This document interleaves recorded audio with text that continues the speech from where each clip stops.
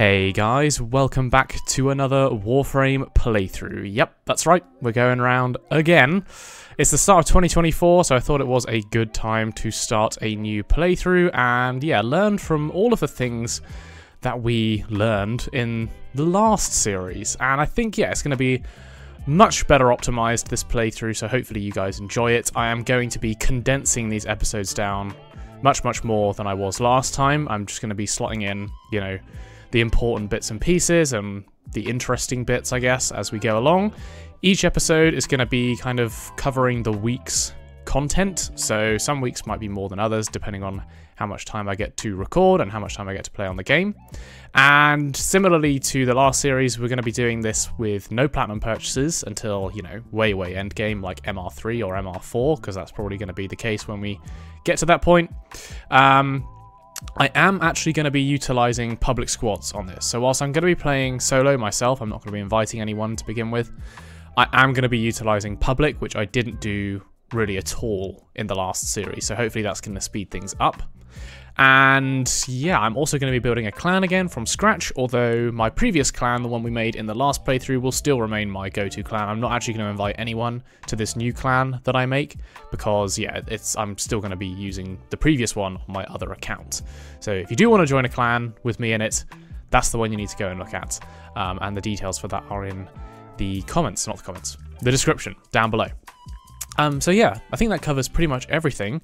We're just going to jump right in here. We've got to select our frame. Last time we chose Vault, and as much as I really want to choose Vault again, I am not going to do that just for the sake of, you know, making a change, because I always start with Vault. I think he's kind of just the best frame to go with to begin with. He has high damage, he has good speed, which is really important. He has good defense, he has a clear. It's just, yeah, he is, to me at least, the best frame out there. So for this one, I'm actually going to go with Mag. Mag, I find one of the more interesting frames in the game. She has a lot of utility, and she can do a ton of damage. So, you know, overgoing with Excalibur, who, to be honest, quite a lot of players tend to go with, I think Mag might be an interesting choice. So we're going to go ahead and confirm that. I'm actually just going to go ahead and skip this. And we're going to get on with the tutorial. But before we do that, I am actually just going to do a bit at the start here where I show you my graphic settings, because a lot of people ask me about my graphic settings, and I don't think I actually really have a video where I have focused on that. So we're going to go ahead and alter those right now. I'm going to bring my sensitivity right down because of how I have my, other mouse settings set up for other games. So that's going to come right down to about 8. Let's see what else we got here. Auto weapon swap on empty. I'm actually going to... No, that's fine, actually. Reload with context action input. No. Melee with fire. Camera target align. Double jump. Invert. Don't want any inverting. This is Arcwing, right? Yeah, I'm going to drop this down as well. Make sure my sensitivity is kind of at least a bit equal across the board. Very important. I don't like that the Lotus is in my way right here. That's kind of annoying. What's this? Railjack. Yeah, same again. We're going to drop that down. Although we'll probably bring that back up when we actually get to the Railjack. Camera movement, push, pull, speed. Lovely. All that good stuff. Key bindings. Let's have a look. So, oh good. This is actually maybe copied across from my other account, potentially. Yeah, I think it has. So we'll leave that as is. You can obviously customize your own key bindings however you want. It's not really going to affect you at all. Let's go to video. So these are my video settings that I run. I think this is... Oh no, it's not the same actually. I'd usually drop my contrast down by a tiny bit and my brightness up at 65. I'm not going to show my FPS. I am on a 144 Hz, and for the sake of this, I am running at 1920 by 1080. Let's see... No upscaling needed. Quality preset, let's stay with custom. I'll drop my GPU particles a bit since I hate loads of particles on my screen. Yeah, this actually seems pretty much how I usually have it, although some of this stuff has turned itself on. Volumetric fog. Let's disable that. Actually, let's leave it on medium for now. Motion blur I like to turn off. I do not like motion blur at all, nor do I like having depth of field on. Glare is okay. Film grain I'm going to turn off. Bloom I am going to keep on, but I'm going to drop it right down to 10. Let's see, weapon elemental effects. Yeah, we'll keep that on. Color correction, yeah, sure. Contact shadows, character shadows, sun shadows. Enhanced decals, yeah. Dynamic resolution we'll keep off. Optimize flip mode on because I am playing in borderless windowed. Let's confirm that. What I'm also going to do as well is you can turn on enemy highlighting. So we're going to do that, and I'm going to put them on red. I'll up that to maybe 40. Just so that our enemies get highlighted, as you can see. And yeah, now we can kind of get on with the game. So, let's blitz through this introduction, guys. Okay, we're going to go with, let's see. Let's go with the bow. I think we went with the scanner last time. And right here, we're going to go with, let's go with the kunai. We didn't do that last time, I don't think. For those of you wondering what kind of movement technique I'm using here, by the way, so to get this kind of speed when you're moving around, I am just using slide, so that's shift to slide, then I'm jumping into a bullet jump, and then I am using roll to then get a bit more pace. Okay, that's the first 4 phase done. Usually I recommend actually breaking all the crates, but I'm not going to do that on this one. We're taking this a bit faster. And right here, we're going to go with the Paris, double stealth, why not? Alright, so we're on the last bit already, including our graphics settings shabarkle. That's taken us about 10 minutes. Alright, so you can see here, we've actually dropped into a strangely good time here to start the mission. So we've got ourselves a 3-day affinity booster right off the bat, along with a few skins and whatnot. We also have a 3-day credit booster, and a few, yeah, other skins and bits and bobs. So that's nice. That should give us a nice little boost right here. So we've got to restore the ship's comms. Got to wait to get through all the dialogue. So yeah, I'll bring you guys back in when that's all done and we can get into the missions. So let's put this on solo for this first bit because, yeah, that's probably the best way to go about it. And we'll get on and just storm our way through these missions as best we can. First mission complete. We got our basic mods right here, although it seems like we get full now. Usually you get flawed, so I'm glad that that's changed. Alright, so now we've got to liberate the imprisoned arms dealer. Simple rescue mission. So for rescue missions, there's usually a sneaky way in, although what I just did definitely wasn't it. I was meant to go this way.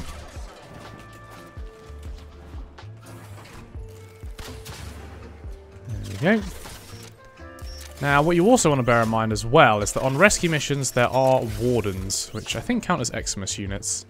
And if you are able to kill those with some stealth multipliers, then you can actually get a decent amount of early XP. So let's try. Yeah, okay. Can't quite take them out in one shot, so that's a bit unfortunate, but hey ho. Let's just get to the exit and get on to the next mission. Alright, we're now able to do some basic modding, so all I'm going to worry about at this stage is just serration. I don't care about anything else. Do I have any endo? No, I don't, so yeah, that can just stay on there. I suppose we can put some stuff on our kunai as well, and we'll upgrade our bow. Not like that, though. All good. Nice. And for mag, we can put stretch on. We can put vitality on as well. Something like that. And then, yeah, let's just carry on with the missions.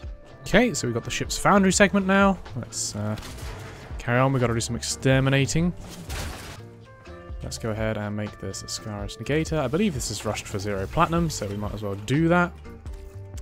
And then I think we'll need to wait for this very long and tedious dialogue to finish, and then we can go ahead and remove whatever this thing on our shoulder is right now, and our leg. I don't know what's happening. Alright guys, so when it comes to assassination missions with mag, really your second ability is a bit of a godsend here, because you can cast it on most enemies, and if you just kind of fill that up, you can kill things very, very quickly. Does a lot of damage. So we're just going to keep using that every single time. Should basically just one-shot him.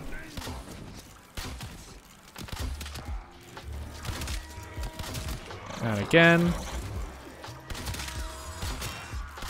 And there we go. We are now MR1. We have officially begun the journey, guys. Happy days. Okay, so we've got access to Nightwave now. Nightwave is a really, really, really good early source of just stuff generally. Now, we're not actually going to be able to do a lot of the things on here. So, for example, we're not going to be able to kill Profit Taker. We might be able to kill 30 Xmas units. We're not going to be able to complete Railjack missions. We will be able to complete just missions. And we probably will be able to kill 500 enemies, complete 3 spy missions. So there's a few on here that we could do. But crucially, we kind of want to be getting up to like the weapon slots. Credits is good. The former is good. The Warframe slot would be very nice as well. So if we can get up to there before the Nightwave finishes, that would be just exceptional. But right now, we've got to crack on and start getting through things. So first of all, we're going to head down towards Venus Junction. Then do Venus, then do Mercury. Then we're going to pop back up and we're going to head for Mars. Our goal is to get all the way around here and kind of land on Neptune, where we're going to be doing the index for our first bit of credit farming. And along the way, we are going to be picking up as much stuff as possible. Since we do not have Vault, we are going to be having to take a bit of a different tack on this in terms of speed. So yeah, we'll have to figure that out as we go, I think. For the most part, I think it should be fairly straightforward. In terms of weaponry, I am going to be doing my usual, going for the Vectis at MR2, and we're also going to be getting the parts for Rhino on Fossa, and we'll be building him as soon as possible, because we will be using him for the index on Neptune. So without further ado, guys, let's just go ahead. We need to speak to Konzu in Cetus before we can do Venus Junction, so I'm going to go ahead and do that now.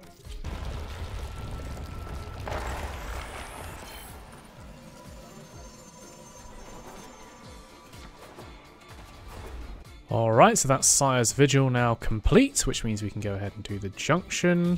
So let's crack on with that. I believe we can use Mag's bubble ability to make short work of these, so we will definitely be doing that if we can.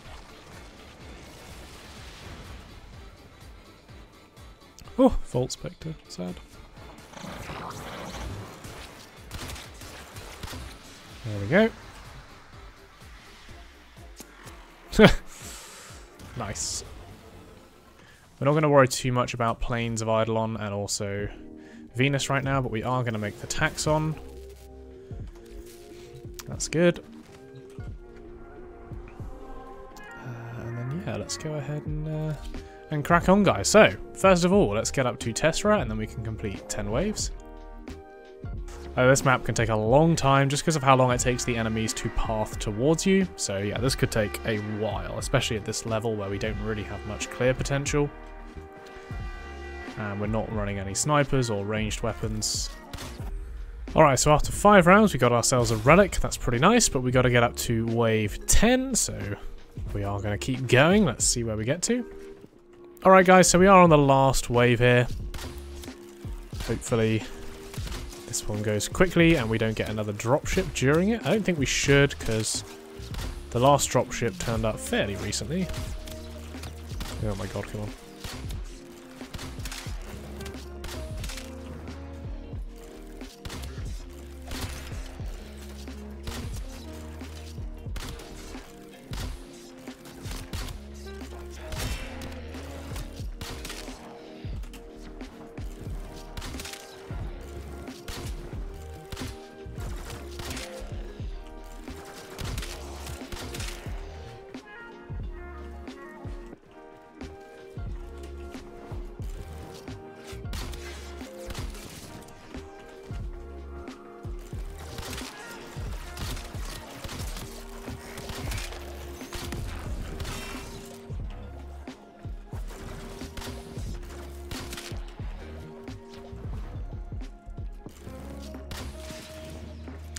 And there we go.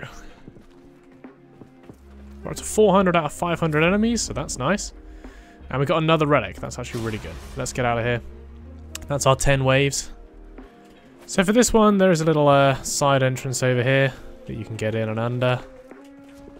Quite handy. We can also get back out the same way. Oh. I wish you could turn off like auto ledge grabbing on this game. It's really annoying sometimes. Let's be on the lookout for plants as well. Sometimes you can get some frost leaf over here. Any more? Nope. Alright, so now we can do Aphrodite, which is mobile defense. Going to take a bit longer, but we have to do it to get to Fossa and also the Junction. There's our 500 enemy kills right there. That's nice. Ooh, an Eximus unit. Oh, is there a shield osprey as well? Yeah. I am going to actually prioritize getting this, because you know, killing those things do actually get you a decent amount of XP. And also we have the Nightwave mission for it as well, so the more of them we can get, the better. So the Jackal, as far as I'm aware, we unfortunately can't use our bubble against, because it has 4 separate limbs and the rest of it is invulnerable, so using the bubble will not work. So we're going to have to take out each leg individually and then go from there. So can I bubble it?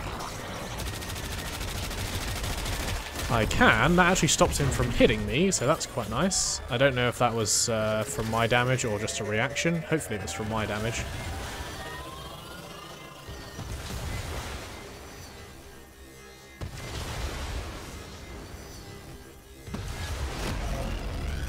Oh, good it was. Okay, there we go. So we're going to do that another 3 times and then we are done. Yeah, we're going to go down here and there's not really much we can do about it, to be honest. Oh, maybe we won't go down.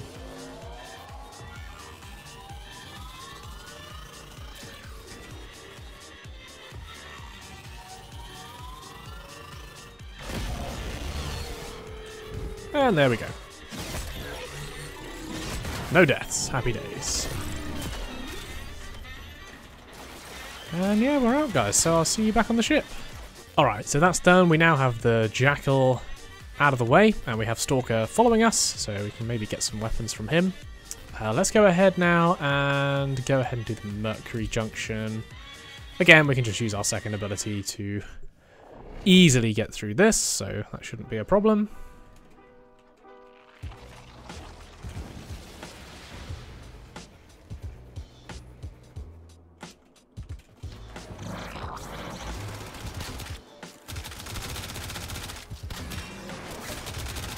He can go ahead and just kill himself. There we go.